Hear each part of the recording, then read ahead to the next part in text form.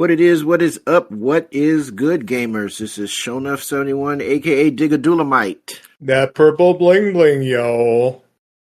And your auditory canals are tuned into episode 286 of the Gaming Vessels podcast.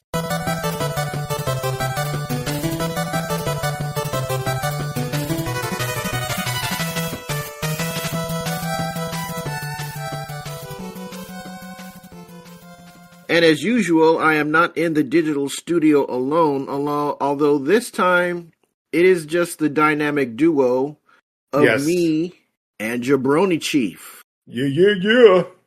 But you might also know him as the Food Max of Gaming, who can maximize your gaming dollar. How's it going, man? Not bad. Out of the dynamic duo, which one of us is Batman? Which one of us is Robin? I don't know. I will say we are maybe. What was that? Batman 2099. There you go. Where neither one of them have to wear that gay ass red shorts. Yeah, so we'll do that. we'll do that one. No, let's just be Green Lantern Guardians over here, you know. Yeah.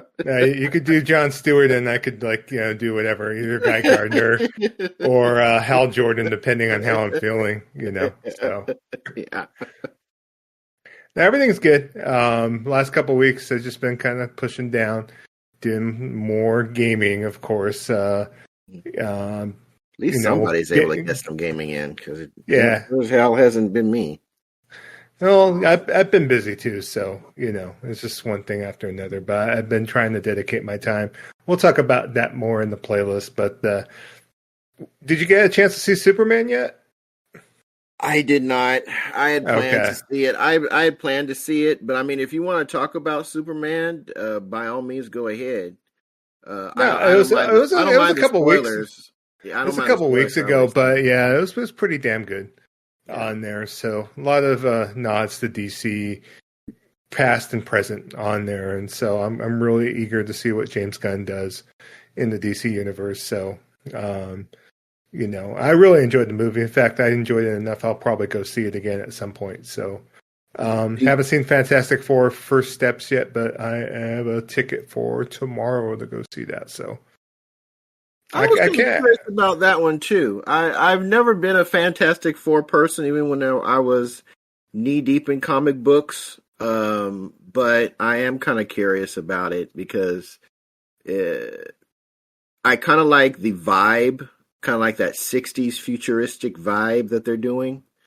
Yeah, so I know it's supposed to be an alternate, one of the split off alternate universes in the Marvel universe as far as the worlds. I'm not sure what's going to happen if they're going to eventually bring the Fantastic Four into the mainline Marvel universe or not. I'm assuming they're going to on here, but I think this is like a alternate world that they're on in this particular movie on there. So I've been a big Fantastic Four fan since I was a kid. So I mean, I read a lot of the Stan Lee, Jack Kirby, like 60s and 70s Fantastic Four. And so, because Marvel was kind enough to do a lot of reprints back in the day, So, and I really like the John Byrne run of Fantastic Four, like maybe in the late 80s, early 90s too. So I definitely enjoyed reading that book and enjoying those characters for what they are,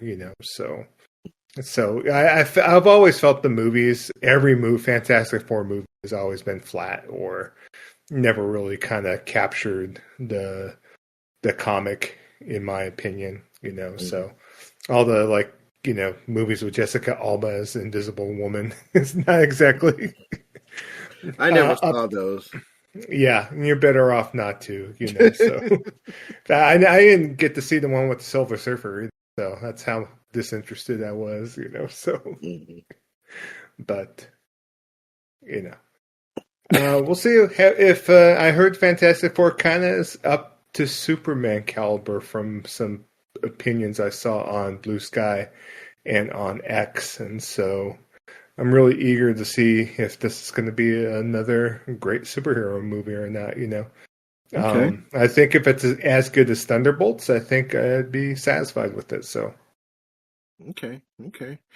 Yeah, I will try to work in both Superman and Fantastic Four at some point. Although, if I'm thinking realistically, uh, maybe when it comes to just some streaming, I would like to see both of those in the theater because I guess Superman in particular because both of them because I kind of want to see. I kind of want to experience Galactus in a theater with that THX environment or whatever they call that. So yeah, I'll just have to try and make. I don't think those movies are going to be pulled out of the theaters anytime soon. So. No, I doubt it. So I'm surprised he didn't go see Jujutsu Kaisen. I know that they just recently had a movie out a couple weeks ago. So I have restarted Jujutsu Kaisen 3 times. And each time I start it, I fall out. I don't know what it is. It's just not. I'm not saying it's bad. It's good actually, but it's just not holding me like Demon Slayer does. Got it. I don't know why, but it's interesting. So I guess we can. We'll just kind of jump right into the playlist at this point.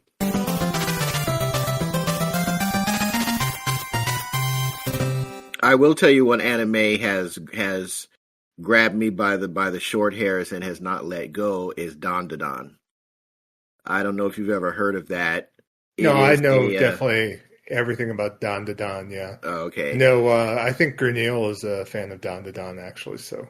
Yeah, Dandadan has grabbed a hold of me and is refusing to let go. I have mainlined season 1 and I'm about 3 episodes into season 2. And that series is just, it reminds me of why I fell in love with anime to begin with. Because the story is just so batshit crazy. Two high school students, one believes in ghosts, the other one believes in aliens, and the premise kind of being like they're both of those paranormal experiences are kind of charged by the same occult nonsense. And which is actually kind of true, but the things that they get into, the situations the ramifications of their interactions with the paranormal, whether it is, oh gosh, I was about to say her name. I was Alicia. I can't remember either one of their names. I'm terrible with names in shows. But the teenage girl and her grandmother, and the boy, those 3. And I know it sounds weird when you're talking about an animated series as opposed to a live action, but there is so much chemistry between those 3 characters, and I just attribute that to the skillful writing in this anime. It is just like, it's like peanut butter and jelly, writing wise, and how the characters interact with each other. And they have added 2 new characters to the main mix, and both of them have just kind of slid in almost as effectively as the 2 main protagonists. And I am just, the grandmother steals the show as far as I'm concerned, because the grandmother steals the show.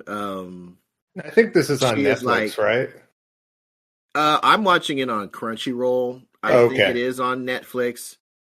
And also for those who are cable subscribers, I think tonight, because we are recording on a Saturday as opposed to our usual day of Sunday. Don debuts on Adult Swim on Adult Toonami, Swim, okay. yeah, on Cartoon Network tonight, I believe. So it is the dubbed version. I'm watching the subbed version, so I can't vouch for the quality of the English voice actors, but it is rapidly becoming one of my favorite anime series. Like I don't know where it's going to land on my greatest of all time list, but it's earned itself a spot there. It is absolutely ridiculous. But other than that, game wise, I have been playing Helldivers 2, and that's it. I gave false information last time we recorded. I said that I had jumped to extreme. That I said that in error. You cannot jump skill levels without clearing a campaign in the skill level prior to that. So if you're going from hard to extreme, you've got to clear hard first to get to extreme. I cleared hard, finally, the complete campaign, which means you have to do 3 missions on the same planet successfully. Oh, wow. If you fail any one of them, you have to start all over again. So I have successfully cleared 3 campaigns on hard. So now I am doing extreme missions. And, oh boy, I have been able to complete 1 out of the 3 extreme missions so far. And I just attribute that to just getting used to the new difficulty level. Because I run solo, the gear that I took on earlier levels no longer, and plus due to the updates of the game, those loadouts are no longer as effective as they once were, because I'm dealing with many more enemies on screen at one time. I'm dealing with many more heavy enemies on screen at one time. Wow. So I have to rethink my loadout accordingly. So for bots, I am running with my special weapon as the Quasar cannon.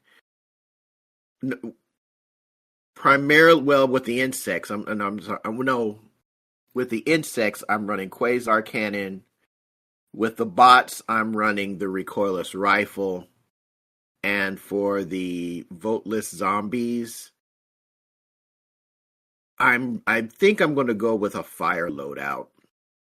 Fire works very good on bugs, and it also works almost as good with the voteless. Although personally, I think gas might be might be just effective on the voteless as it is with the bugs. I'm not really sure.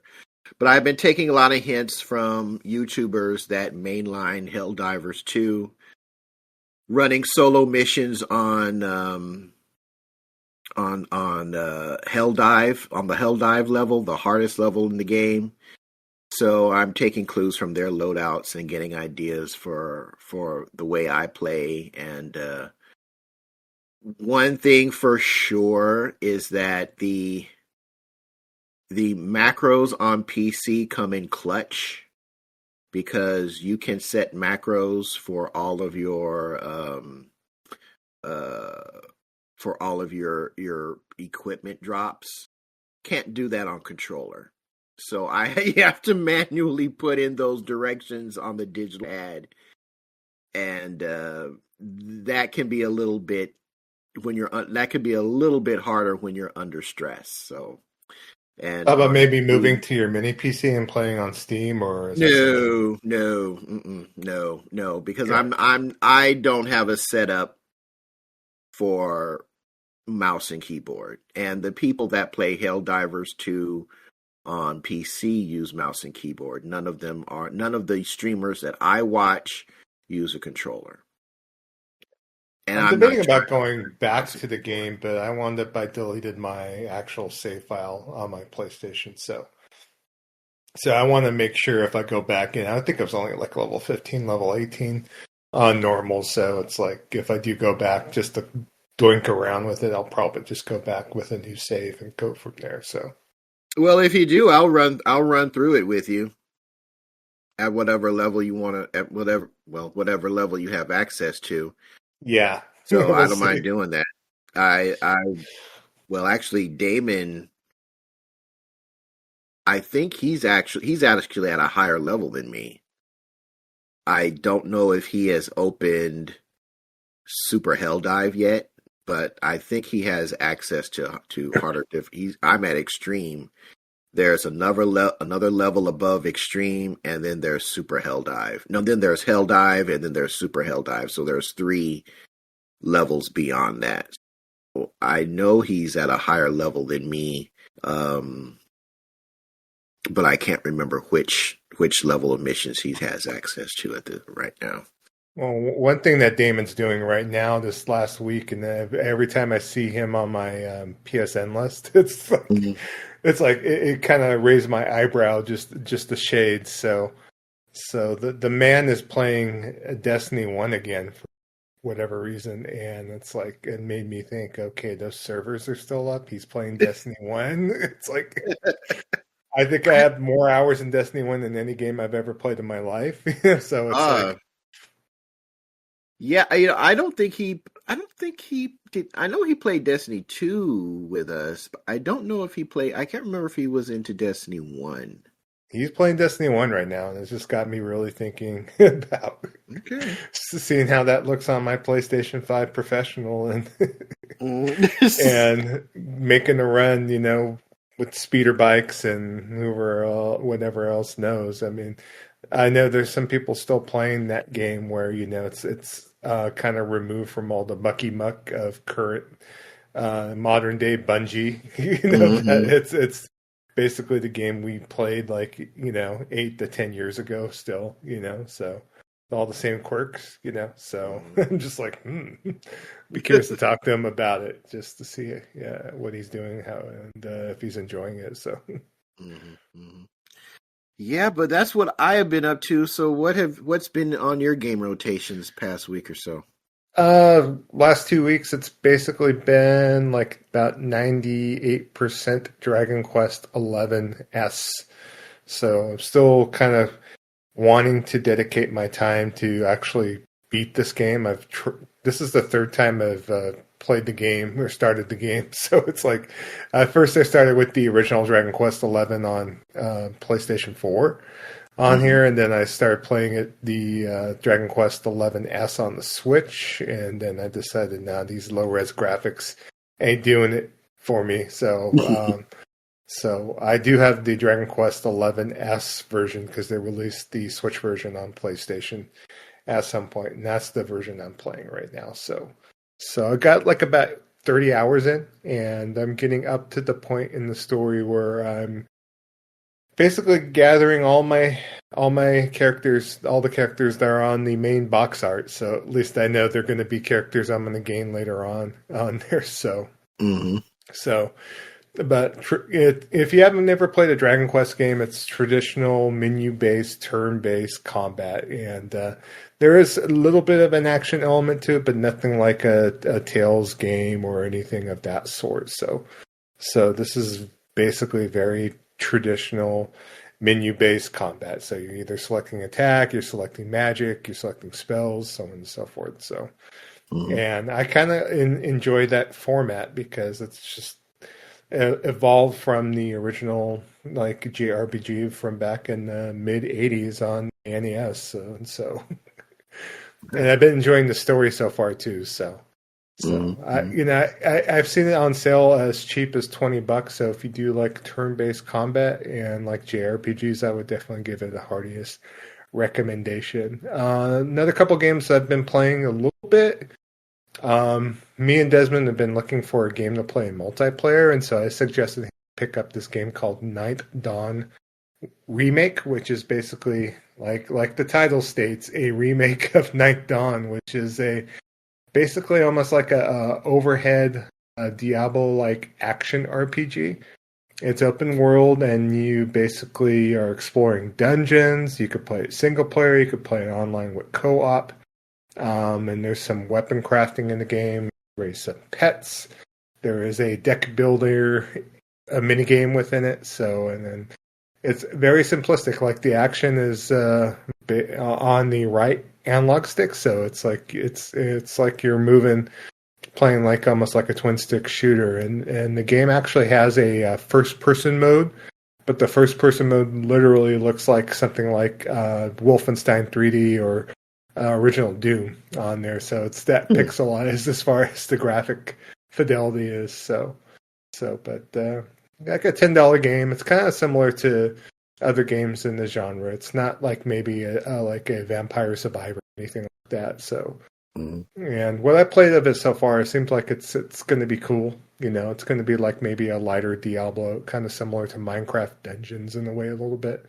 So you might scratch that multiplayer itch for me and Dez, even though we know we've been having a busy summer. We also played this game called Hammerwatch 2, which it's in the similar vein as Ninth Dawn, which is like it's another overhead RPG, a little bit more action-y, pixelated graphics again. So kind of fitting that bill a little bit. I did some further research on the game, and I found that the game is like the publisher and the developer are not getting along, and so there's no further updates for the game that are going to be published. So it's kind of dicey when you see that, but that might be the reason why it was on sale at GameStop for $15 physical, you know, so. But I played at that. I think of the two between Hammerwatch 2 and Ninth Dawn Remake, I'll probably be playing Ninth Dawn Remake a little bit more.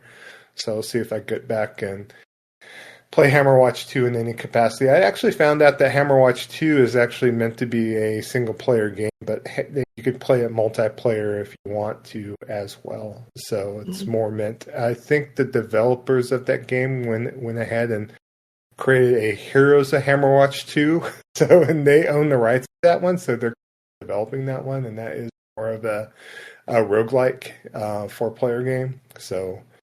you know, it's all crazy to keep up. If you look into Hammerwatch, there's a lot of like different games in the series, and you don't know what's what after looking at it. And I saw that the developers were Eastern European, so that might be the reason why they're just riffing off the game and just keep, you know, it's like Son of Hammerwatch, Son of Hammerwatch 2. You know, you're gonna get all these sequels coming out, but hopefully they got paid with Hammerwatch 2. But that's pretty much been it. Donkey Kong Banananza has been sitting on my kitchen counter. I bought it day one, and I just have not turned on my Switch 2 in the last couple of weeks. So I'm going to try to do that tomorrow and give you guys more of gameplay impressions next episode.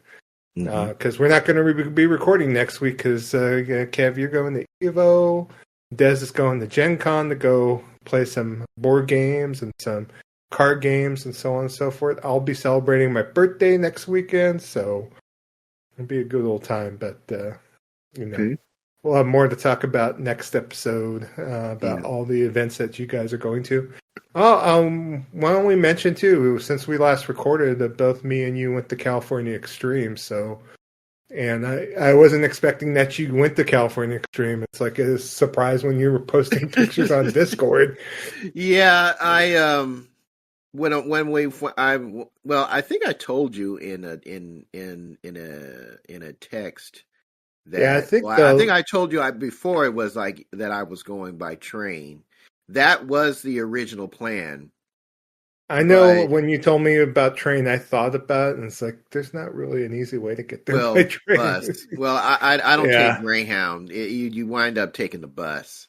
But we found out that there are, because my wife and I are resellers now, we found out that there is what they call a Goodwill a Goodwill donation hub in Santa Clara. So we decided kind of last minute that we were going to rent a car and check out what they collectively call the bins, for those who do resale. So we went to the bins, and the bins is an experience unto itself. I had fun, but at the same time, man, it is like, think of it. It reminds me of Hot Wheels collecting in the early 2000s.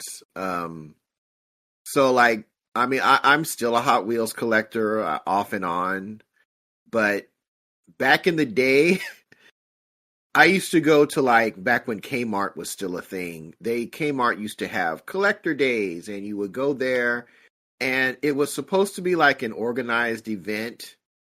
It wasn't organized. So basically, what you would get there, like at 6 o'clock in the morning, right when they opened, and some employees would pull out an inflatable kiddie pool, and they would just take several cases and just dump them all into this kiddie pool all at one time. And it's just like, okay, go for what you know. So of course everybody's looking for the treasure hunt, which is a special casting that is denoted by what they call real rider wheels and tires, which is basically, it simulates a real rubber tire, and what they call what was the name of that paint? It basically, it used to be made with lead. All Hot Wheels cars used to have this special lead based paint. That's what made them sparkle and shine so much back in the early 60s. But then we found out that, hey, lead's not exactly good for you to be handling all that much, particularly with toys. So they changed that, but they have emulated that. It's called Spectraflame paint. They've emulated that Spectraflame paint job in the treasure hunts. Well, what were treasure hunts back then? Now they're only on super treasure hunts now. But back then there was only treasure hunts. So now I'm in there. I'm in my 30s, and I'm in a Kmart. My wife and I had just, God bless her heart. She would go with me to these, and I'm in there with dudes in their 50s and up, and literally dudes are body checking you as you are reaching through the bins. Like, I had a treasure hunt actually snatched out of my hands one time. Basically, that's what the bins are. The only positive, well, I actually kind of like it because I'm weird that way, but the good thing is that you're in there with a lot of young people, and these young people are resellers, but they are only interested in like Gen Z type ish. Like, I don't know what the whippersnappers are wearing to school nowadays, but whatever that is, that's what they're there for. For us, as resellers, for the clothing styles that we're doing, we're looking for higher end pieces. Well, they're ignoring all that. So we were able to go in after the frenzy and kind of pick through the stuff. So it was a fun time at the bins. I will tell you my experience I want to contrast my experience with yours, given that you went in the morning afternoon time period, and I was there in the early evening into the night time period. My experience at California Extreme was not as good. Okay, number one, the people in the evening time ain't got no home training. I mean, like, for real. They have zero home training. I'm on a narc machine. And for those of you who are old farts like me, there used to be this this arcade. Was it by Williams? It was by Williams, yeah. Okay. By Williams, in which you are one character was blue, one other one was red, and you were these narcotics police agents. And it was back in the time where the government was campaigning heavily, say no to drugs. And it was in all the media and all the kids' cartoons, and even in video games that really were too violent for kids to play. But that was before we had a rating system.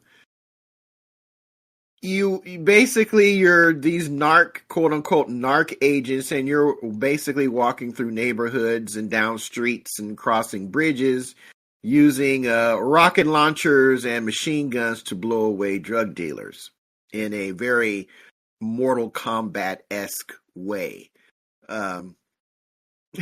So I'm playing Narc, and this dude comes up. I don't know him from Adam. It's a crowd, there's a lot of people around, but it's not that loud, okay? It's not that loud. Like, you would be able to hold a conversation at a casual decibel level with no problem.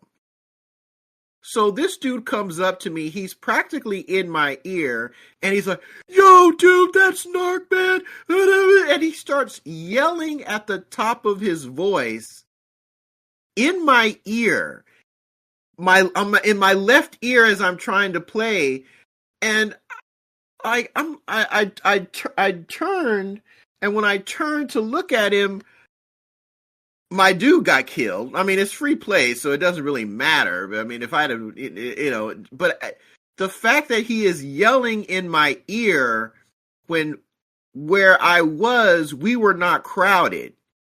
It wasn't a matter of, oh, there's 4 or 5 people or 15, 20 people all gathered around where this narc machine is. He's just yelling and screaming, "Say no to drugs! Say no to drugs! Say no." I was so tempted to just give him an elbow right into his grill. Wow. Just no home training. Okay. So that aside, I'm walking through and I'm getting pissed off for other people. I saw several people get shoved out of the way. Like, not even excuse me, just put your hand on your shoulder and literally push them aside. I've never seen that kind of behavior in any convention that I've ever been to. I was hoping nobody was going to do that to me, because they would have. I'd be throwing hands, because you're not going to put your hands on me and just push me aside when there's plenty of room to pass. It's one thing if I could maybe look past it if it's a crowded, and there were a lot of people, but it wasn't standing room only where people are just, chest to back, smelling each other's nerd sweat. It wasn't that type of situation. There were a lot of people, but it wasn't overpacked.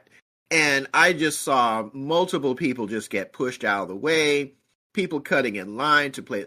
Pinball was crazy. Like, people cutting in line, not asking if, hey, are you in line for this machine or that machine? The only pinball machine I played was, oh God, I was about to say the name of it too. It was something called like Forbidden Sector or Forbidden something. And it looked like a play on Lost in Space. From a graphic, it was completely mechanical, not a whole lot of digital stuff involved, just lights, bands, and pins. That's really all it was. And like different years would pop up. It was like, I think it was like a time travel type vibe to it. Like if you knock down all the years that popped up, you got some type of bonus. And that was the only pinball machine I played because, man, the pinball lineup was it was no joke. Yeah, I think I played like an old like 60s Card Shark game where it was just kind of on free play, and that's probably the only pinball game I played throughout the whole thing. I mean, I got in line to play Jaws, but I was like, I think 2 people were in front of me, and I'm just, as much as I want to wait to play these games, I'd just rather not, So yeah. I wanted to play some pinball, my thing is video games. My brother, I was introduced to video games through my brother at an arcade where they had Space Invaders, and that's when it started. My brother was into pinball back in the day. I like pinball, but I'm not a pinball fan. I think this event is definitely more geared toward pinball heads, at least the crowd that I saw present in the evening time, because I got there a little after 5:30. So, but yeah, as far as the event itself, there were some machines that are very near and dear to my heart growing up that were not there. At least if they were there, I did not see them. I'm thinking Ring King. I'm thinking Sidearms. I'm thinking Black Tiger. I'm thinking Tron for sure. Neither Discs of Tron or the standard Tron game where he had the 4 mini games. Neither one of those were there. There was no advanced D&D, Capcom advanced D&D games. There was no there was another one I was about to who was that Sega one where you had the dwarf and the Conan guy and the Golden Axe? I saw Golden Axe there. I did not see Golden Axe there. Yeah. Or rather, I did not see the Golden Axes that I remember, which was Death Adder's Revenge. I definitely did not see Death Adder's Revenge. I saw the original Golden Axe. So I mean, I get it. It's you don't know what you're going to get till the event happens. Collections change. Machines are bought and sold. Machines we're getting to a point in time now where a lot of those machines are breaking down. Parts are getting harder to find. I understand that, but I was expecting a bigger nostalgia pull than what I actually got this year. Do I think the event is cool? Yes, I do. Will I be going next year? I probably will. But just the overall, the overall nostalgia vibe that I was really hoping to get didn't hit. And the reason it didn't hit was because a lot of those machines, like I said, I did not see. And really, there's nothing you can really do about that because, collections change and machines break down. And, Yeah, the California Extreme is basically all the volunteers that bring their own personal collections to the event. So every year it changes as far as the amount of different machines that are there and being viewed. Right. And then you got your pinball vendors as well. So I'll tell you what I did like, and I'm sorry to jump in, but I'll tell you what I did like. I like that Missile Command Reloaded. I don't know if you got a chance to play those machines. Atari had Missile Command Reloaded arcade cabs there. That is a lot of fun. I've always been a fan of Missile Command, but I suck at Missile Command, and I still suck at Missile Command playing the Reloaded. But that's a lot of fun, and I think it's coming to console and PC if it hasn't come out already. I think it's already out, actually. So Okay, yeah, I might have to look at that. But they had the trackball, the 3 button trackball, 3 button setup. Graphically, it's really cool. The missiles have different attributes that you can unlock as you progress through levels. You can play cooperatively. There are like bonus rounds where you're literally just filling the skies with flak, trying to destroy different things. They're trying to come in and wipe out your cities. It's graphically impressive. So I say kudos to Atari for breathing really new life into an old classic in a way that just sings a love ballad to the original.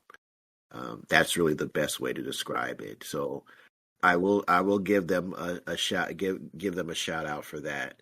But I don't know what was the crowd like when you were there in the morning and afternoon, because these folks in the evening ain't got no home training. These were what I saw. It just depends. As far as we got there like 8:30, 9 o'clock. We paid the extra to go into the hall early before it was open to the main people that paid just the entrance fee on there, because we paid ahead of time and paid for the early access, and so there was a line to get in, but once we got in, pretty much we were able to get in, and I didn't feel like the crowds were too egregious or anything like that. So we spent a lot of time at the vendors, either on the main floor, or the one that was up the escalator, because there was another console room upstairs along with another pinball room and some other stuff. They did have some like sessions in there too, as far as panels and so on and so forth that was going on. So there was other things that you could have checked out besides what was on the main floor as well. So yeah, I didn't see any of that. Yeah, I don't know if you look at all the vendors, but there was people selling like all sorts of console, PC games upstairs. I didn't even know there was an upstairs. There is an upstairs, stuff. Yeah. Okay, yeah, I didn't even know that. I just saw the vendors down on the ground floor. Yeah, and then there's 2 main rooms too. There's the main ballroom where they have all the main pinball machines, but there was also a separate room. I think you went to the other room, right? That they had set up. I went to 2 rooms. Okay. The first room had Battle Zone in there, and the second room had the Missile Command Reloaded cabinet lineup. Yeah, those are the other 2 rooms that I saw. The smaller room had like a lot of the old Atari games, pinball machines in there, along with just a random assortment of different games on there. I think that was the hall where they had the Simpsons pinball set up, I believe, and a few other things on there. So I know last year they were running a Street Fighter tournament, but they didn't really have a lot of Astro City cabs this year in comparison to the previous years on there. They had that side room had like more Astro City cabs set up in the years past on there. So I think you might hit that your nostalgia a little bit more if at the arcade at PAX, because the arcade at PAX always had like good games in that little area as well. So. Mm-hmm. But as far as the games I played Frontline a little bit, so I went back to check out that old Taito game. Star Castle, it's another one. Every time I see it, I go and play it, and it kind of reminded me, me being 10 years old and playing that game. That's like, around the time that Asteroids came out. Like Star Castle was always like one of my favorites, and it was a game that never came out on any of the consoles back then. I think it was out on the Vectrex. I think that's the only place it hit. So I had a buddy, Brian, who had that. Yeah.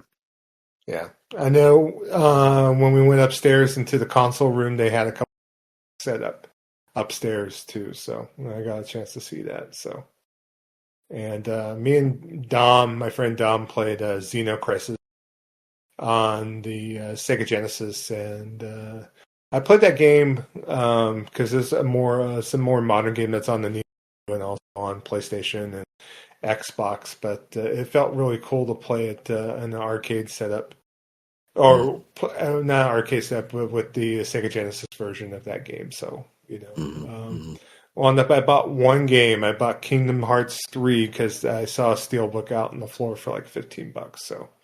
So picked that up. So because me and steelbooks. So, but good time. We wound up after we finished with the California Extreme, and we were there mainly, I think, after all said and done, like maybe about 3.5 hours. So I know some people, they go to this show and they stay overnight. I mean, would this deem as being an overnight trip for you to be able to get a room at that Hyatt and go down and play these games later on in the evening or something like that? Would that be something you think about doing maybe? I wouldn't mind doing that. And again, I don't want people listening who might be thinking, hey, that sounds pretty cool. I don't want to damper folks' interest in it because I think the premise of this is really good.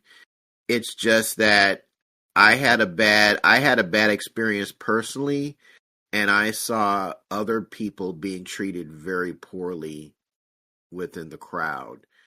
And I will try to look at this as like a one-off as opposed to a rule. I would like to go.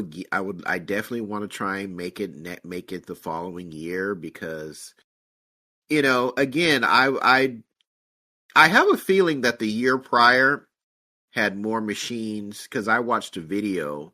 A YouTuber was there last year. And there seemed to be more machines that I think kind of hit me harder on the nostalgia bone than definitely what was there this year, which was my first time attending the event. So yeah, I wouldn't mind. I wouldn't mind doing an overnight stay, whether it's at that particular hotel or not. Definitely, I would want to stay at the hotel just because of the fact that closed. Yeah, for sure. The floor is open until 2 a.m. and so on that Saturday. So if you were going to get a room, you'd go probably get a room Saturday and then stay overnight. That way you could go downstairs and go and play at like midnight or something. That would be fun. All the jabronis are, pardon my pun, are already drunk or off on that. I know Giant Bomb talked about the fact that when they attended California Extreme that a lot of times we're spent in the hotel rooms up there smoking weed and having some adult beverages up there and that kind of thing. So, just depending on whatever shenanery happens there. I know they had some bands that were playing there too later on in the evening. So, they have other things that are available there for people to stay entertained as far as and then the Hyatt too, it seems like, even though I never eaten there, seems like they had a good setup as far as restaurants there that you could eat inside while attending the con. So yeah, I wouldn't mind doing that. That sounds pretty cool. And staying overnight, I would even have a place to have time to hit the bins again. So yeah, I definitely would. I definitely would be interested in that for sure. But yeah, it was a cool event. I don't want it to sound like I didn't think it was worth going, because I think it was. It's just when you're doing these things, I mean, you have an idea of what you expect, and like a couple of things can happen and you don't see necessarily the things that you had hoped to see.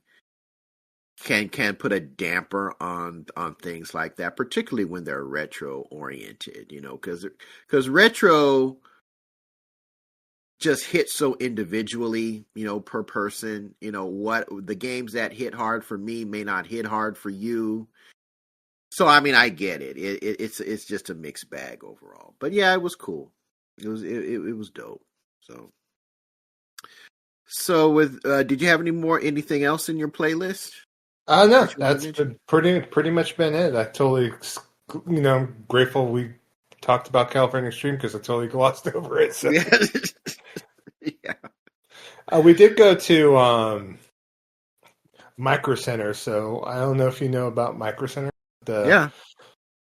We happened to stop there. There was a new location in Santa Clara on there, and basically Micro Center is like a retailer that specializes in PC parts and graphical cards and TVs and monitors and all this stuff. And it's kind of nice.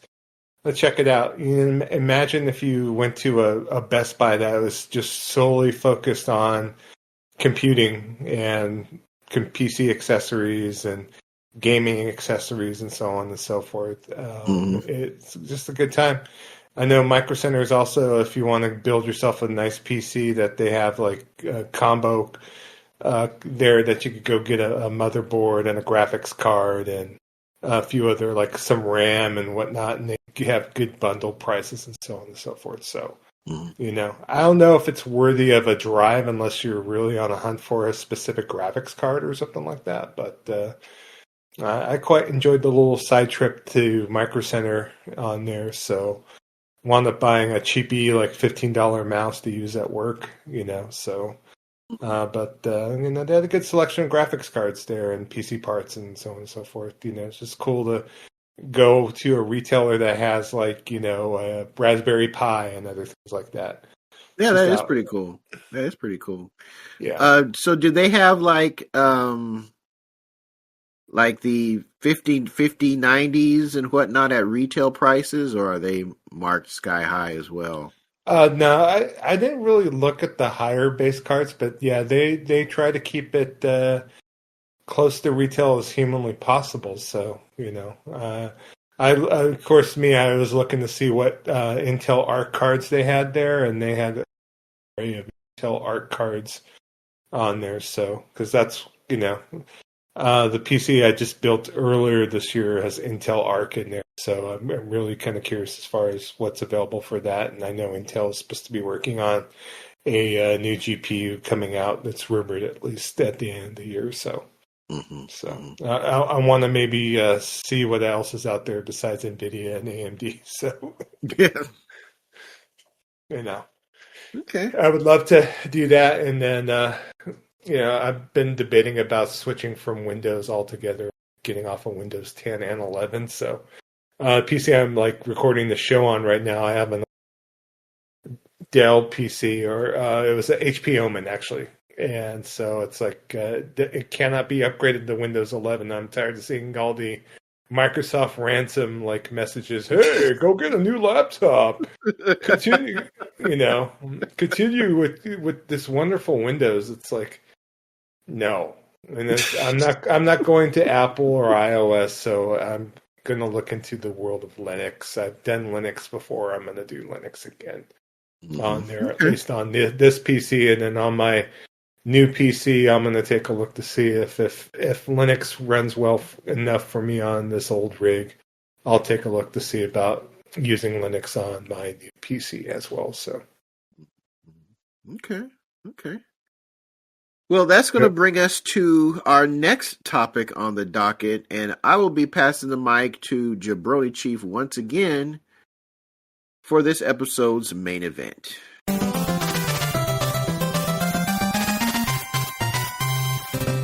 All right, man, you got it.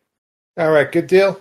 Okay, now we were asking you, the listeners, some main event questions to ask on the show, and so we did get this a question from Goonie. So basically, this is what he has down for us on the show. So now that we're past the halfway point of 2025, what gaming-related experience have you enjoyed the most? It doesn't have to be a specific game. It could be a con you got to go to, a specific moment playing with friends, etc. For Goonie, he said that it's finally being able to appreciate Legend of Zelda Breath of the Wild after years of seeing the game get critical acclaim and accolades thrown at it. Makes getting the Switch 2 worth it for him.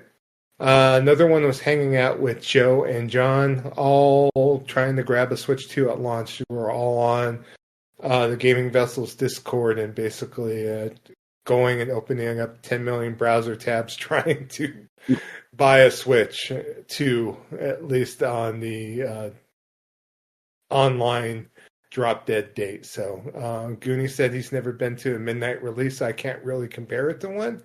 But I had fun sharing the highs and lows of beating the bots and scalpers with a couple of friends. That's what he stated. So cool. So kind of cool just to see. And Kev, I'm going to go ahead and let you answer this first. So what gaming related experience have you enjoyed the most this year so far? So I'm going to be speaking in a future tense. I'm going to say Evo. Because it was probably my gaming highlight 2 years ago, which was my first Evo. It was also my little nephew's first Evo as well, so we'll be going again this year. So I'm going to speak in a future tense that my favorite gaming event is going to be Evo 2025. I keep telling myself I'm going to get back into fighting games. My favorite series has returned in a high quality game, that being Fatal Fury City of the Wolves. I've only touched that game once. No online multiplayer, not even going through the storyline with any characters, but a part of me, a big part of me, a growing part of me really wants to get back into fighting games because they used to be my favorite genre. I would never call myself super good, but I was pretty good. Way back in the day. And it used to be my favorite genre. And I think just with age and with lack of opportunities and time to just play, I just don't have the time to devote to them, but I still love them. I still enjoy them. I don't get into the technicalities of them. Like, you ask me, which moves are plus on block, I can't tell you. You ask me which moves what block string is going to be safe on block. I ain't gonna be able to tell you, but I enjoy watching fighting games being played at a high level. I enjoy playing fighting games at a scrub level. And it's just a whole lot of fun. There's going to be some vendors there that are going to have some items available for purchase that I really, really want to take a good hard look at. And man, I would say, I mean, I know that Evo is fighting game centric, and there's no denying that it is. But I think if you are a fan of video games in general, I'm going to go on a limb and say that Evo is an event worth going to. Even if you yourself do not play fighting games, and here's why. There is an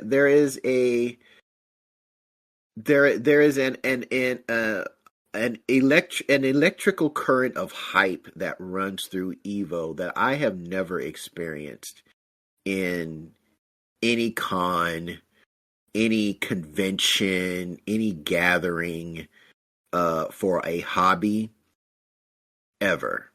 I have been to, I'm going to take this back to Hot Wheels. I have been to multiple collectors events for Hot Wheels back in the early 2000s. I used to make an annual trip to Los Angeles to attend the Southern California Hot Wheels Collectors Convention. I was there from 2000 all the way through 2006. And I enjoyed them. But there is nothing that I have experienced at a hobby-focused convention that is quite like Evo. It is on a level that is just it's higher frequency wave. Now you can say, well, yeah, you're playing video games and you're collecting Hot Wheels. Yeah, that's true, but the fandom is still just as interested. Like, the people that are interested in Hot Wheels are super interested in Hot Wheels. The people that are interested in Evo are super interested in fighting games and video games and the whole collective community surrounding this hobby. I have never felt a level of whatever that is, call it camaraderie, call it, I don't know what you call it, like I felt Evo 2 years ago. Never. Dare I say it's almost like I'm not going to say it. I was about to say it's almost like a revival experience, but I'm not going to go that far. But there is just something about that, particularly when you're on that last Sunday night, the last evening of the last day of the event, because it goes the entire day well into the night, of watching those folks in the top 8 in their respective games who have put everything on the line, made sacrifices, paid their dues, traveled internationally to qualify and compete and get their ticket to Evo. And really anybody can buy a ticket and jump into the tournament for Evo. And that's one of the reasons why it's I think it's so cool. A lot of the other tournaments you have to qualify in order to be able to attend. Evo, you don't have to. You just have to be able to fund yourself a ticket and fund yourself some travel to get there. And watching those folks that have just put everything on the line to be able to walk out, Evo champion, it is the closest that I will ever be to a sports fan. that is like when people gather for a Super Bowl Sunday and they're hyped and they're cheering, that's like me at Evo. So for Sunday, and even just watching the pools and watching the semifinals, I highly encourage anybody, if they have the means to go. So that's going to be it for me. Yeah, for me, Evo is also a great event. Kind of in a way, I've thought about going this year, but with going, me and Des are going back to PAX Prime at the end of August, and so I'm kind of putting all my puka shells and my chips on that as being a gaming event for me this year on there. So yeah, there's only so much I want to spend. I'm looking at the outlay to go to Evo this year, and it's just like, okay, I'd rather use that to pay off one of my credit cards or something. So I'm trying to look at it more of I'm gonna let it ride on PAX this year, because but for me, as far as the question though, there's a few things. Of course, beating Borderlands 3 with Des. That playthrough lasted quite a bit of time for both of us, but even though I know Des at the end was basically pushing me through the campaign, I felt like a Weekend at Bernie's or something, where I was Bernie over here while we're trying to push through and just finish the game. So also Switch 2 is also a good highlight so far in 2025 on there, just to get the Switch 2, do the whole night of trying to score a system from all the different various retailers, because I was not only buying for myself, I was also buying a Des as well on there, and to be able to kind of bring those old PS5 feelings, during the PS5 era and the pandemic, I was kind of the guy that kept an eye on all these, people putting up PlayStations and grabbing one for friends, that so on and so forth. I bought quite a few PlayStation 5s for people, so I kind of brought that experience for the Switch 2 on here.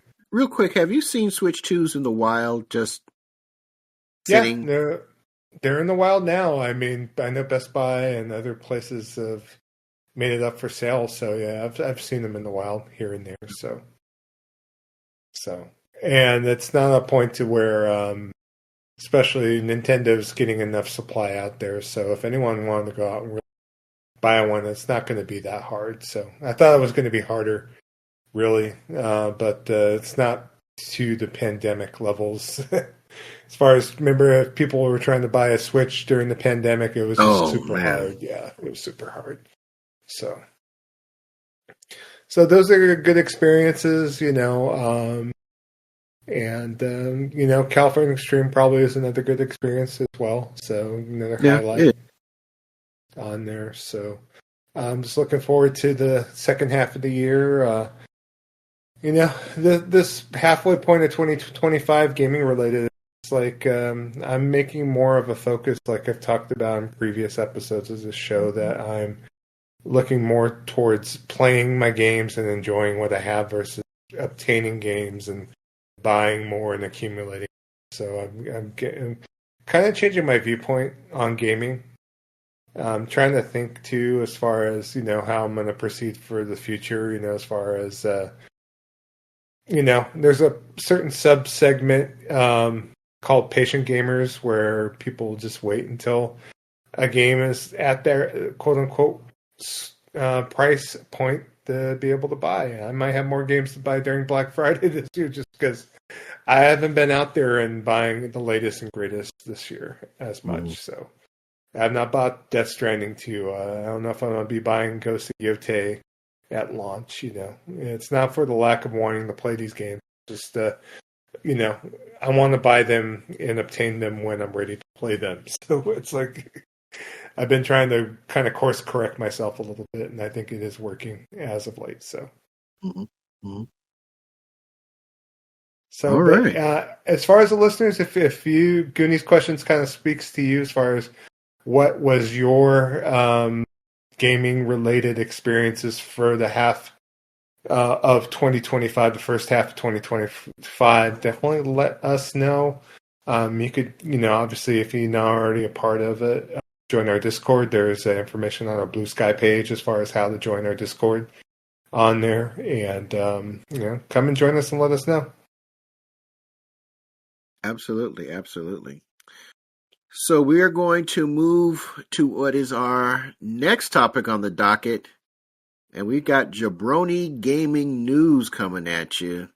So, once again, Jabroni, take it away, sir.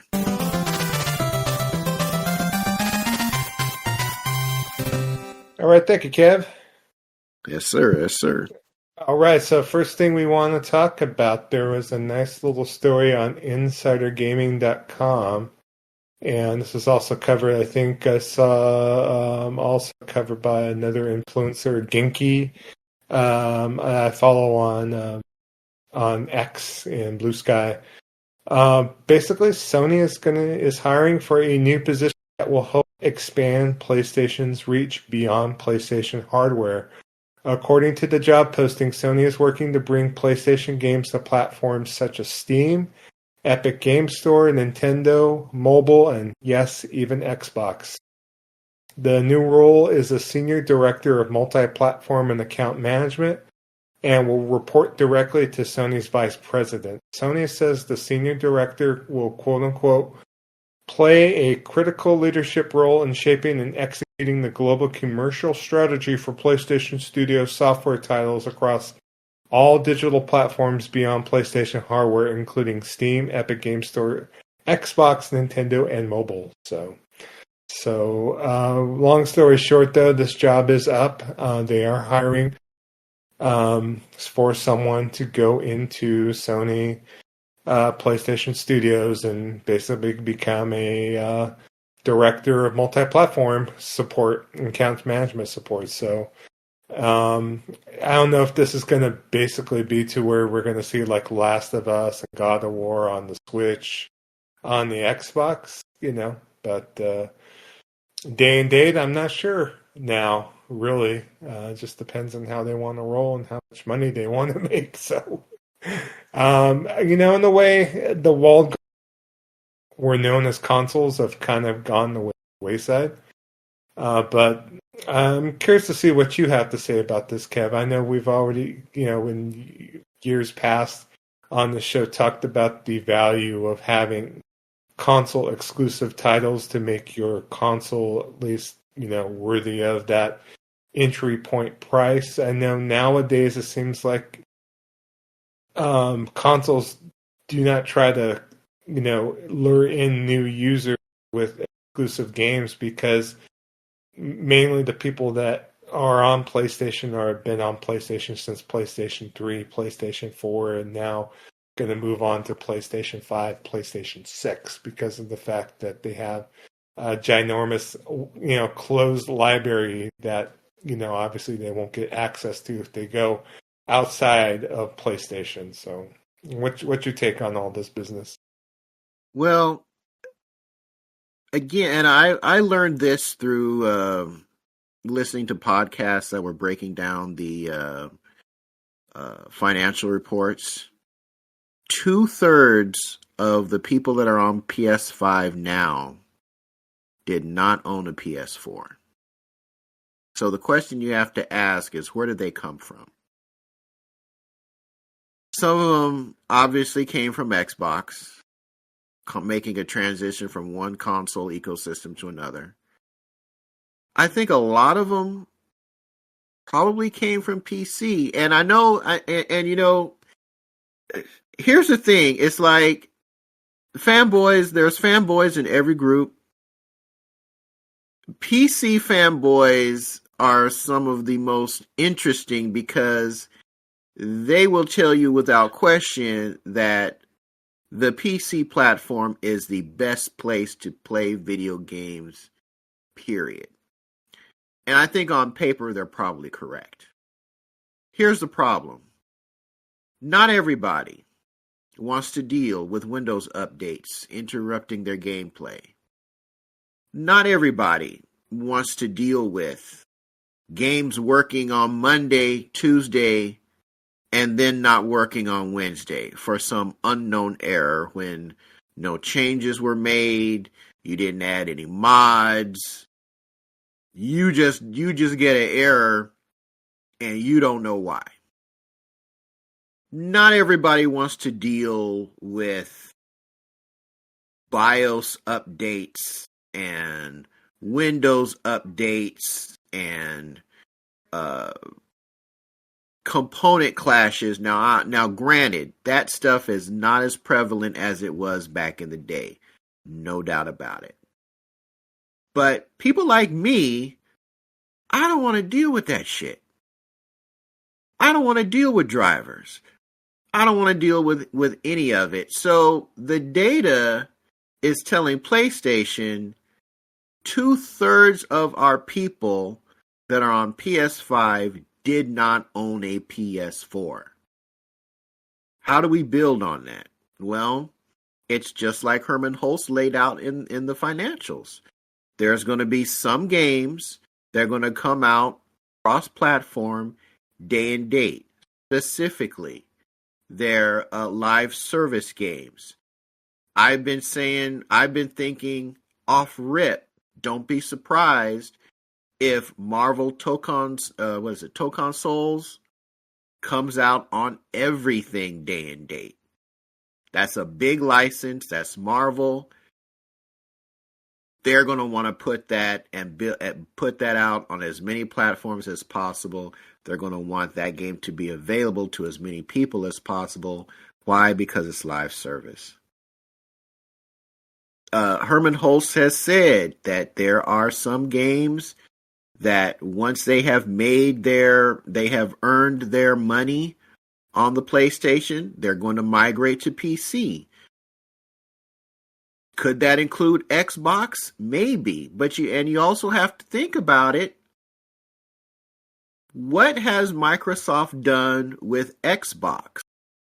They have basically taken Xbox out of the console competition equation. It's no longer a factor. Yeah. The things that they're doing, they've been pushing Game Pass. Their physical games are being yanked off store shelves. They raised the price of the Series S and the Series X. The Series X, I don't know if it's still there now, but the Series X for a while was $50 more than the PlayStation 5 Pro. They are doing everything in their power to rip the value away from the console. Meanwhile, PlayStation is investing in China Hero, India Hero, going to different countries where PlayStations don't exist and trying to build a fan base there. Those games are coming to PC in day and date. Why? Because consoles are not cost beneficial in those areas. PC is. So you got to introduce the folks to your games on the platforms that they already have.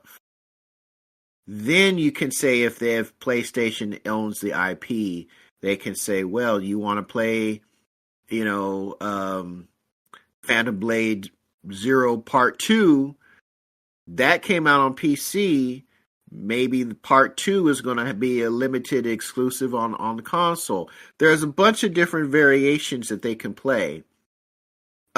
Me, myself, personally, do I think in the long term, something like this, and I feel that this position is just basically a means of filling out Herman Hulst's original vision that he outlaid to the investors.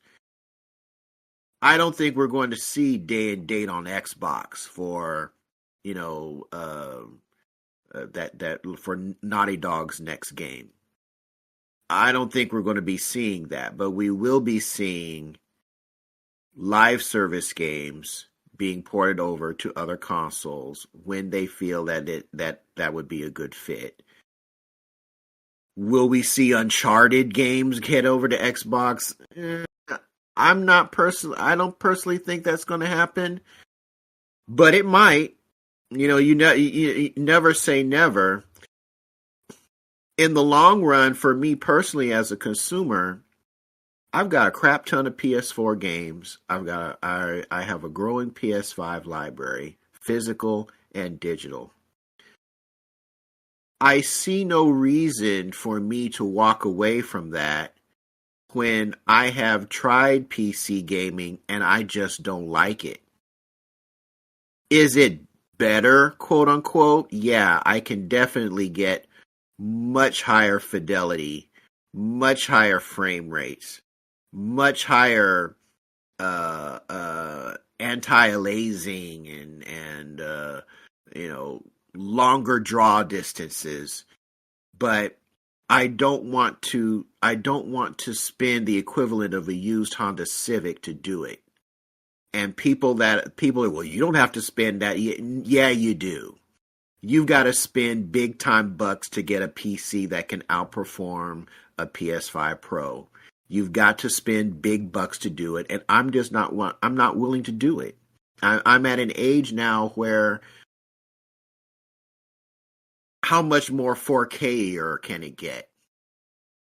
How many more frames per second can I really perceive with my old ass eyes? You see what I'm saying? So, and number 3, I'm not willing to walk away from my established library. I'm not.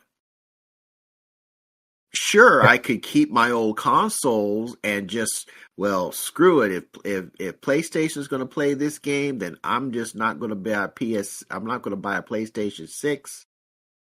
I'm just going to go ahead and, hit the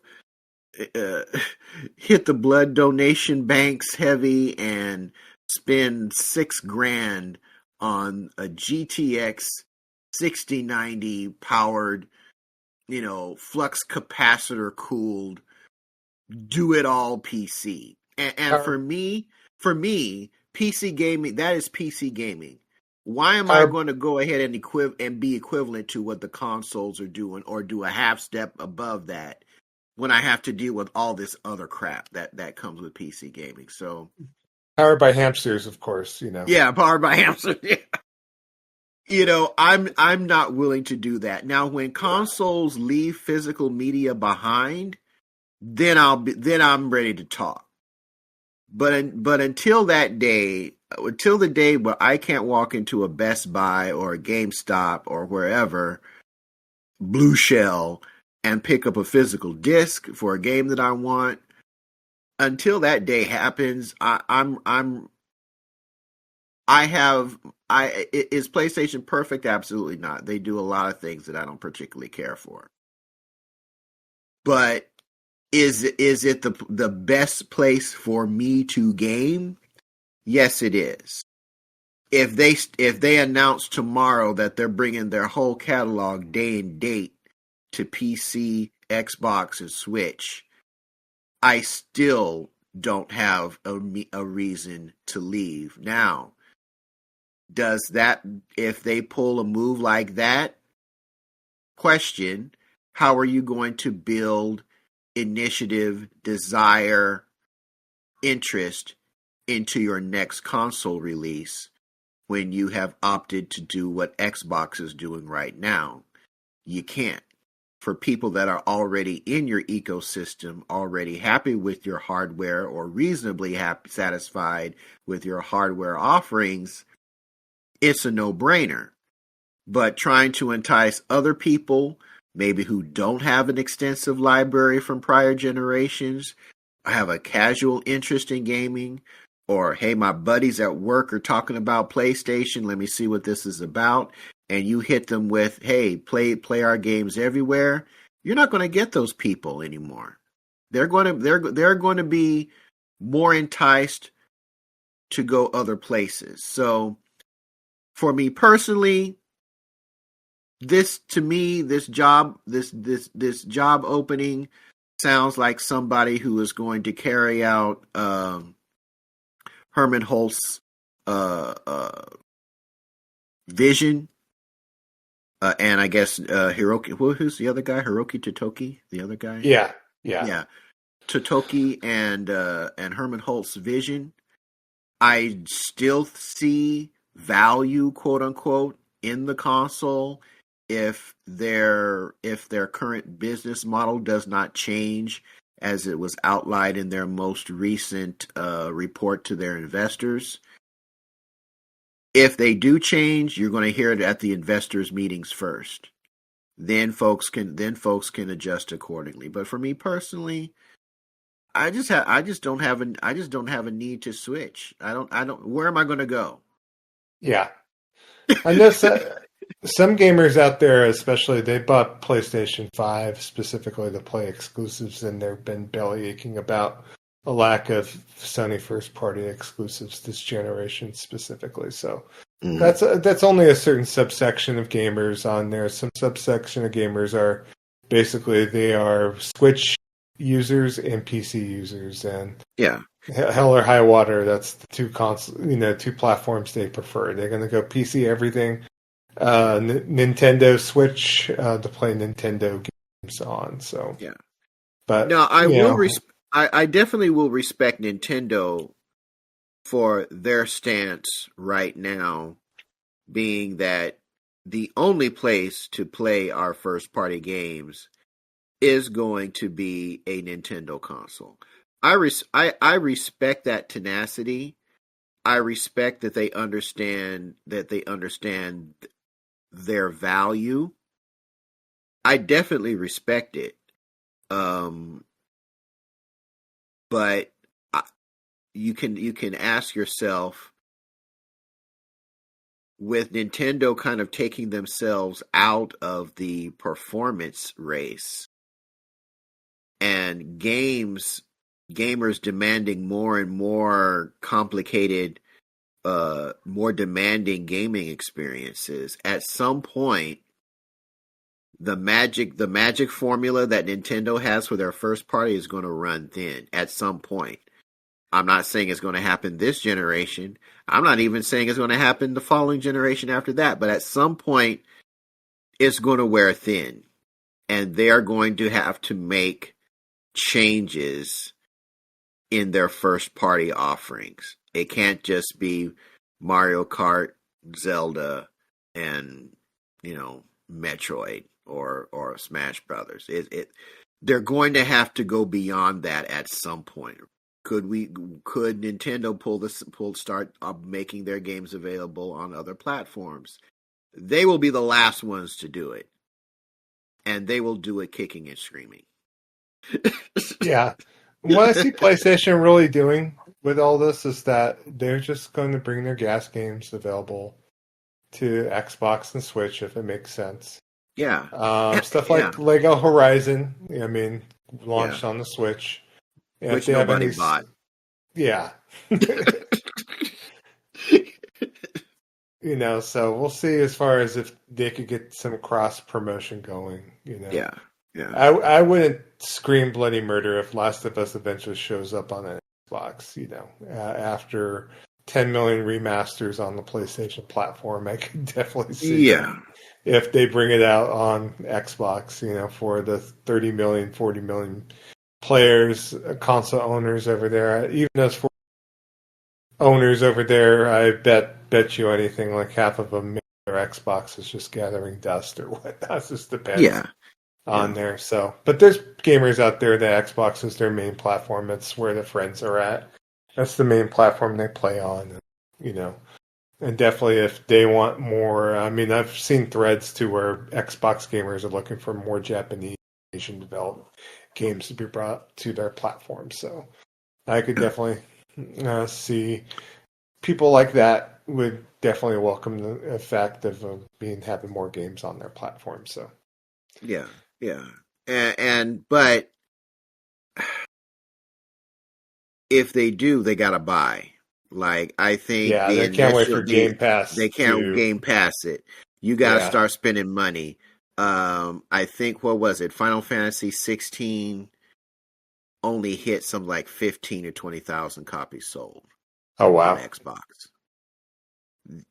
If that's not even worth the port. Nope. That's not even worth the port, man. It's like you have to. And again, I think that all falls back to what Microsoft has done to Xbox. And also why PlayStation is treating Xbox the way it is, because it's no longer a competition. If Microsoft was still operating Xbox as a traditional console division, we wouldn't be seeing this. Absolutely not, we wouldn't be seeing this. But because they have taken themselves out of the race, things are different. And like I said before, where am I going to go? Yeah. Where am I going to go? I can't. I'm not going to be able to play Intergalactic on a Switch. I'm not going to be able to play Ghost of Yote Day One on a PC. You're going to get an Amazon Luna. Yeah, I'm not going to wait a year and a half, 6 months, 2 years, 3 years. Hell, I don't even do sim racers like that. Gran Turismo 7 still hasn't hit PC yet. I'm not gonna play the waiting game. Whether I've got a $5,000 PC rig or using my mini PC that I got sitting under my TV right now.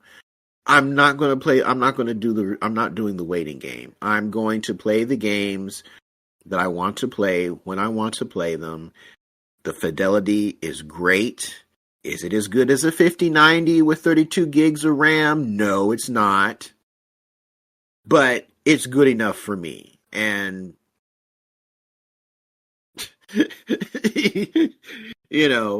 obviously it's good enough for PlayStation because they're looking at the numbers and they're bringing in new players. They're bringing in new people which Phil Spencer said not too many years ago was impossible to do because Phil was saying you're only reselling the next generation of hardware to your current customer base. PlayStation has proven that it's not like that at all. Yeah. I have actually some coworkers that bought a PS5 and they did not own a PS4, so they're asking me what games to play. So I've seen it myself personally. So other PlayStation news since we last recorded. So SIE is going to be rolling out a new PS5 system software beta on July 24th. On there, it happened a couple of days ago, that adds DualSense wireless controller pairing across multiple devices. So you're now are going to be able to take your DualSense wireless controller and pair it with a different device like a PC, Mac, or a mobile device on there. With this update, you can now register up to 4 devices simultaneously and switch between them directly from your controller. So, for example, you could take your controller, which you use your PS5, and then switch the connection to a PC to play PC games, or connect it to a smartphone to enjoy remote play from PlayStation 5 on there. So good that they finally added this to the DualSense. That way, you're not out there trying to buy, multiple controllers. You can use your DualSense on your PC to play Steam games and so on and so forth. So I know Valve has already had support for the DualSense built into their OS, but sometimes it got kind of wonky trying to pair the controller wirelessly to the PC. So now you're able to go in and do that and pair that. So there is some instructions on how to do that as far as how to switch devices on your DualSense controller on there. On the horizon with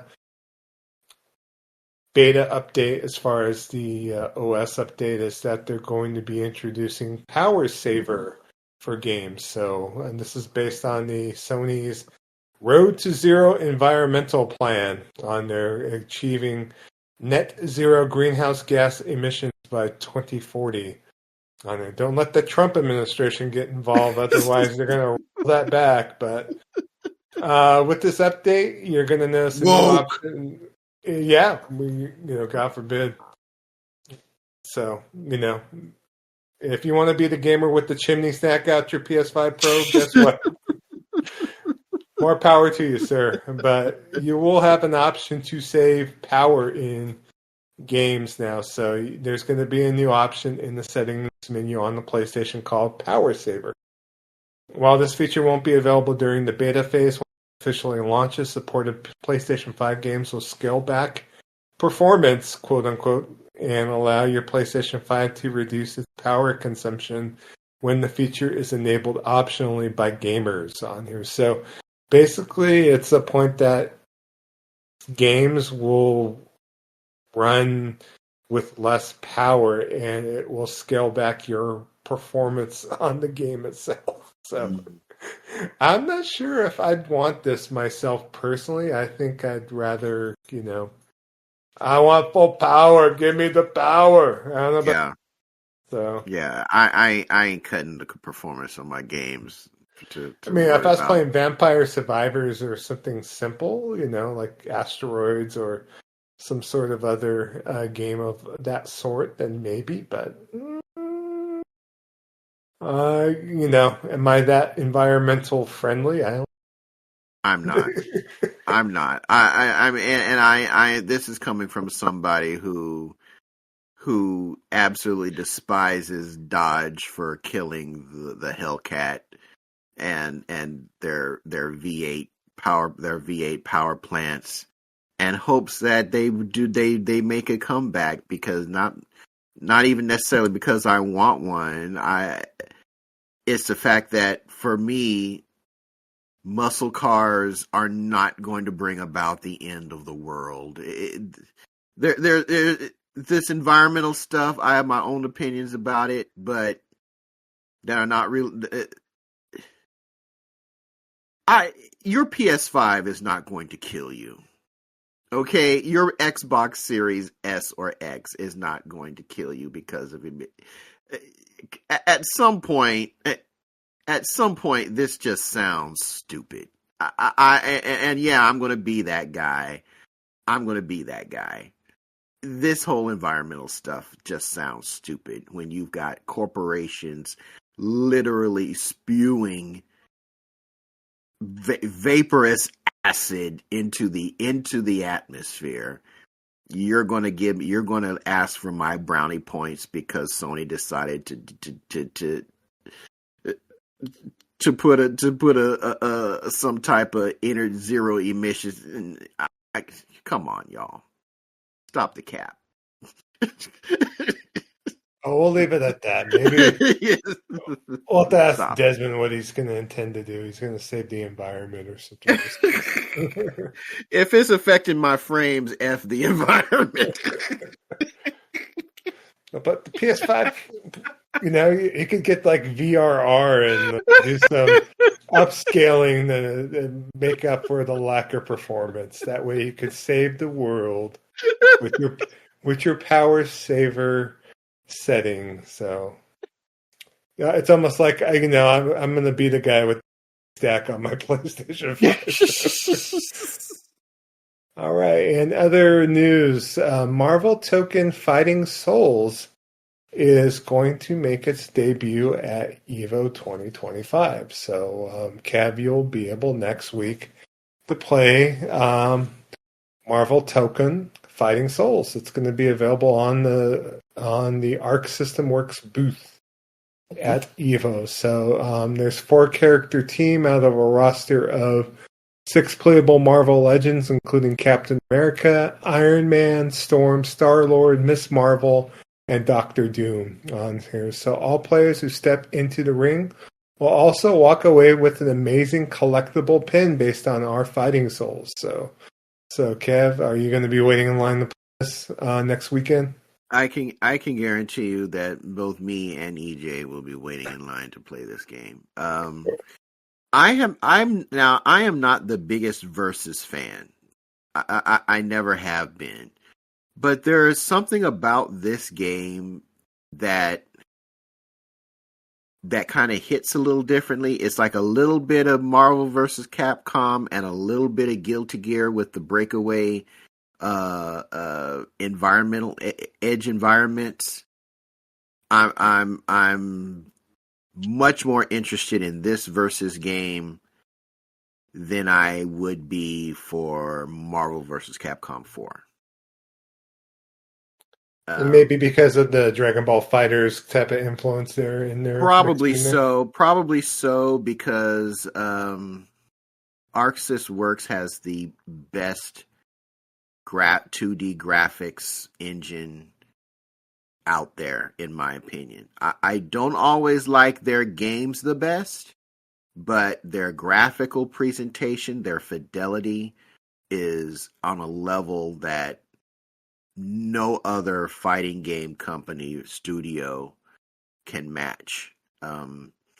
I would love to see Street Fighter done by ArcSys Works in their traditional style. I would love to see a Fatal Fury done with ArcSys Works graphics engine. And these are 3D models, but they look like hand-drawn art.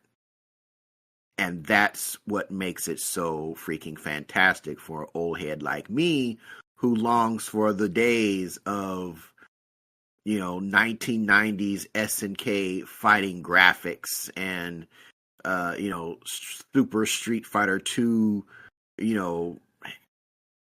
hand or actually maybe a little closer to like Street Fighter 3 hand-drawn art, alpha hand-drawn art, that graphic style. I'm cool with Street Fighter 6 from a graphics perspective. I despise Street Fighter 5's graphic styling. I hated that with a passion. They look like stuffed toys, Street Fighter 6 looks way better, but if I had my druthers, I'd rather have, kind of like what Arc Sys is doing with their games. But I will have to give us a book report on your playlist next time. Also, too, there is a developer combat panel. So what that is that there's going to be key members of the Arc System Works team and Marvel Games development teams. They are going to be up on stage on the EVO Showcase stage at 8 p.m.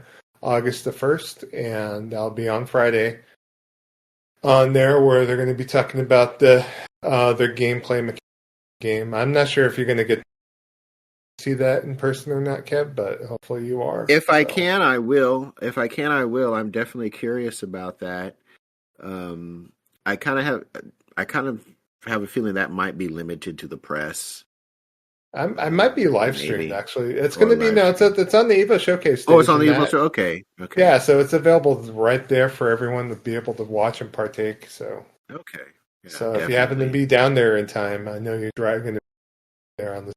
So I don't know. Yeah, if I can get there, I'll definitely look. Also, Ken is supposed to debut on City of the Wolves at EVO. Yeah, there was a trailer or something for it that came out that I saw. So, but eagerly looking forward to your impressions, sir. So, all right, we're going to go and move on to some announcements and release dates to round out the Jabroni Gaming news for this episode. So, first thing, Dying Light the Beast has been delayed until September 19th, 2025. So, Techland pushed the date of that game back from August 22nd to September 19th. It's needing for a little bit of spit shine, extra polish on there. So if you're not familiar with Dying Light the Beast on here, this is basically their kind of standalone game, single player game that they want to basically move up with a little bit of little survival horror business with this. And I know they got a lot of great impressions from the whole Summer Games Fest portion where a lot of game journalists got a sneak preview of this game. And I've been kind of at this as possibly being a game that I'm going to pick up day one, even though I have Dying Light 1 and 2 in my backlog. It just seems like I want to check this game out. I know you could play it multiplayer, but it's mainly supposed to be a single-player game on here, but it's more focused on the character from Dying Light 1 on there continuing his story. And so I'm kind of really curious to see what they come up with. And so we'll have to see if I pick it up and give you guys some impressions on that. I don't know if that's something that's been up your alley or if it's something you want to take a look at or not, Kev, but it's definitely on my radar. I've been curious about Dying Light. Now the Beast, that's add-on, but do you need the base game in order to play it? Or no, it's a whole separate game. Yeah, it's an open action. So, and it's mainly single player, even though you could play it multiplayer. So definitely curious about that. Curious about it too. So we'll see. And it'll be out on September 22nd, September 19th, excuse me. I moved off the page. But also another news, Marvel Cosmic Invasion, that fine beat 'em up from .emu and from Tribute Games. They announced a couple of new characters. Beta Ray Bill of Thor fame and Silver Surfer are both playable characters. So, that's dope.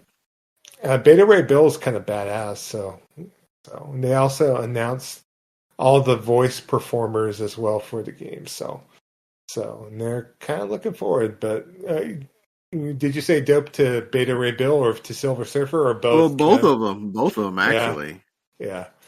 They had both of them in the beat 'em up. I mean, it's like this is going beyond what Capcom maybe brought to the table if need be. So I'm kind of curious what other characters they might bring forth on this. But I think if you remember us talking about this during Summer Games Fest, this is going to be a day one gift for I think all three of us. Oh yeah. So, oh yeah. Yeah. And then in more business-related news, Microsoft and Xbox backtracked a little bit about Outer Worlds 2. So you remember the hubbub during the Xbox Game Showcase over the summer on here? It's saying that the Outer Worlds is sell for $79.99. Basically, an Xbox representative said that we are focused on bringing players incredible worlds to explore, and we'll keep our full-price holiday releases, including Outer Worlds 2, at $69.99 in line with current market conditions. So they have decided to backtrack, and they are going to offer Outer Worlds 2 for $69.99 instead of $79.99. So, and I guess they conceded. So if you happen to pre-order the game already, they'll refund you the $10 difference on here. It's going to be rolled out also in the UK and in Europe as well. So we'll have to see. I think Xbox thought they could get the Nintendo pass. They thought they could get the N-word pass, except it's not a slur. It's Nintendo. And the public said, Well, even with Donkey Kong coming in with $69.99, Nintendo's going to be very hit and miss with their $79.99 price tag. Even 2K kind of learned with Borderlands 4 that they kept it at $69 to $79.99. So. Mm-hmm.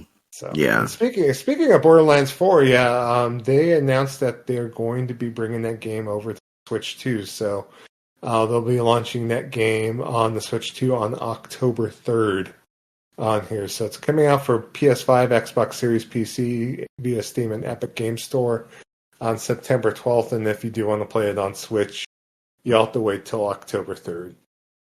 Kind of curious how it's going to run, but it's probably be running similar to maybe the Xbox Series S version, possibly, but we'll have to see how well it does. I know I'll be buying that on PlayStation because that's where I've been mainly playing Borderlands at previously. So I think, were you interested in Borderlands 4 too, Kev? I think you mentioned I am, because Bungie can't count to 3. So this game, Borderlands 4, looks very Bungie, very Destiny-esque. And as much guff as I give Destiny 2, I can't sit here and say that I did not get my money's worth out of all their content, with the exception of like the last 2 that I purchased. I can't remember the names of them now, but Destiny 2, the game, just like Destiny, the original Destiny, I got much, much, much more than my money's worth in the gameplay. I can't take that away from them. I still have friends on my friends list that are playing Destiny 2 quite a bit still. So on there, I've seen back and forth about like the new expansion and the Edge of Fate, and if it's any good or not, so more power to them. I just don't know. Like our good old friend Guru 007 still playing Destiny. I haven't talked to that cat in time. Yeah, me too. Yeah, me either. It's been a minute, so. But I might pull a Damon and just get back to Destiny 1. So I really want to get the flavor. Go back and see if the flavor has changed or whether it's like better left in the backlog, deep in the cuts. So, but all right, that's the Jabroni Gaming News for this fine episode. So, okay, thank you very much for that, Jabroni. Game night. Well, we're going to be working on that. We're going to be posting on our Discord and Blue Sky. And we're going to be trying to give our listeners at least a 24-hour advance notification as to when game night's going to be coming up. I'm going to shoot for something at least this week. After you hear this recording, after Desmond releases the episode, I'm going to have a week off for my birthday. So I'm definitely going to be gaming. I'm not going to be all Mr. Serious over here trying to do other stuff. I'm going to definitely take some time, and who knows, I'll throw it up there if you guys want to join us. by all means, do so. So we'll find games to play. All right. So definitely check us out on Discord for more information. And you might be asking, well, how do I join the Discord? Well, that's easy. You just head on over to Blue Sky and look for @GamingVessels, GamingVessels. You click the link in the bio and you're in. So we've got no merch to hawk to you, and we have no Patreon tier list that you need to pay for. We just ask that you just be a decent human being, loves talking about and playing video games, and I think you'll have a jolly good time aboard the good ship Gaming Vessel. So, folks, that is going to bring episode 286 to a close. I want to thank y'all for hanging out, cooling out, chilling out, without a doubt, with the dynamic duo this episode. So, for Jabroni Chief. Yeah. You might also know him as the Food Max of Gaming, who can maximize your gaming dollar. I am Shonuff71, a.k.a. Digadulamite. That purple bling bling, if you haven't forgotten. Yes. In lieu of the high res hater who was not able to make it due to prior commitment. He's high res hating and high res loving and all that stuff. He might be high res and low res hating because he's not playing any video games, sir. No. So we will be back in a couple weeks, episode 287 for your earpiece. Peace.